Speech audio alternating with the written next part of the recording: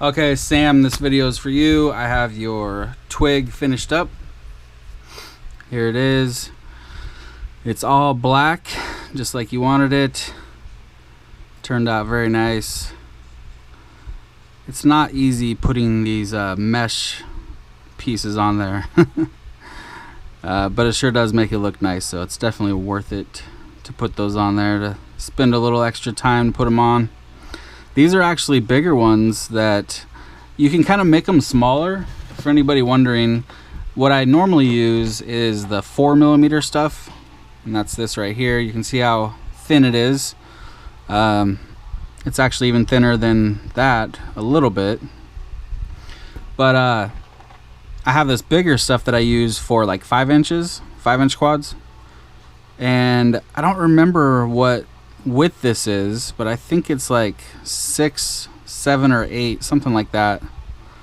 And what you can do is, or what I do, I'll take a lighter and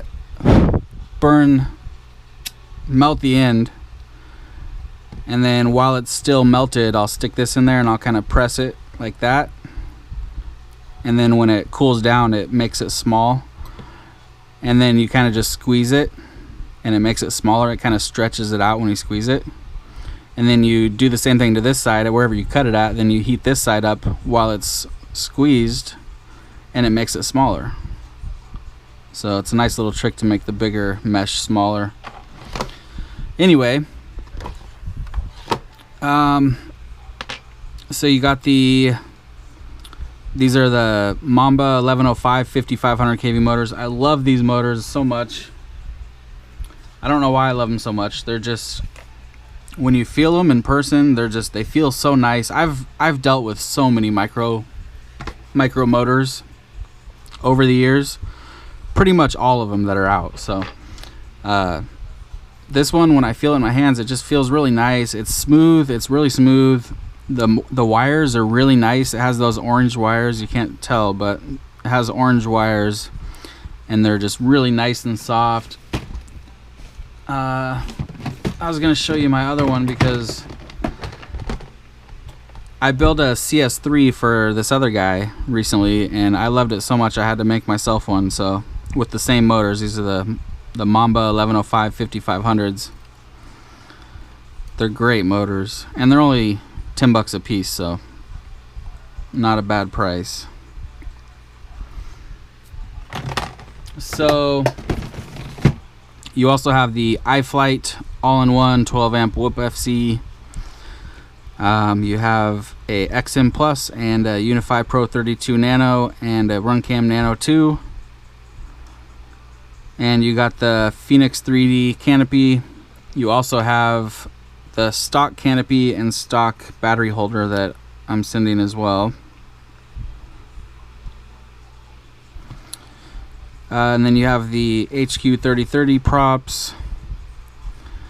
And I made it with these motors because after getting to know like how good you are at flying, or how long you've been flying, I figured that I would go with a 5500 kV, so that way you can fly it on 2S and it's going to be very smooth and kind of, I don't want to say docile, but it's not going to be insane where you give it throttle and it just takes off. You know, it's going to be nice and smooth and real easy to manage the throttle and whatnot.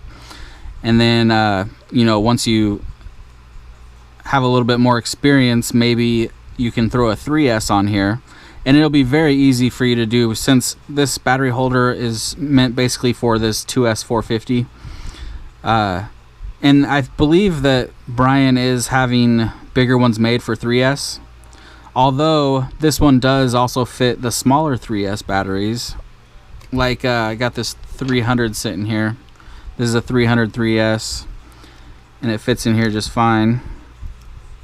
Nice and snug. But if you wanted a bigger, you would probably want like a 450 at least, 3S. So I'm pretty sure he has some of those on the way, some of these. They call it the twig twist. And because it just twists into place and locks, so if you twist it sideways, it'll just come right out.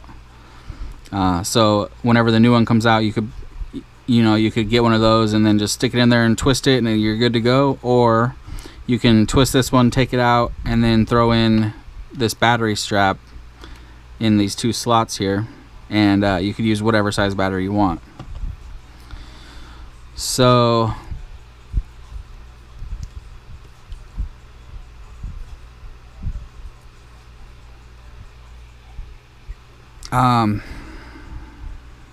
the receiver is on, if you're looking at it from the back, the receiver is on the right side, and I cut a piece out of the heat shrink where the bind button is, so you probably can't see it on camera, but you'll be able to see it in person. I'm pushing down on the bind button right now.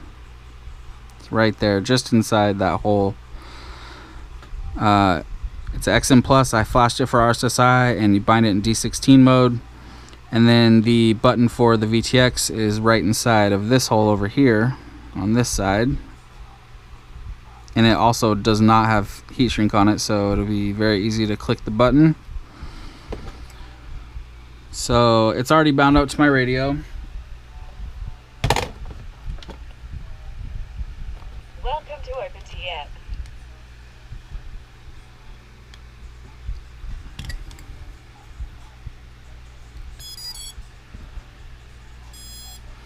There's your video. I ran the ground from the camera in with the ground on the VTX instead of running the ground from the camera to the 5V out on the VTX. So it kind of gets rid of those lines I noticed. You can see that there's not the lines that you sometimes see. So it's nice and clear. So that looks good. Do a little hover.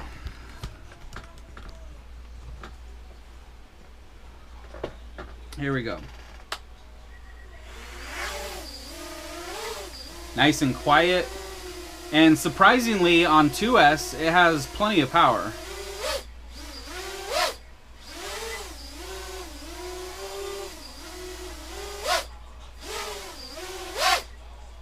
Oh, damn, that almost hit the ceiling. You can see how punchy it is, though. It's got quite a bit of power on 2S. And this battery's dead too, so.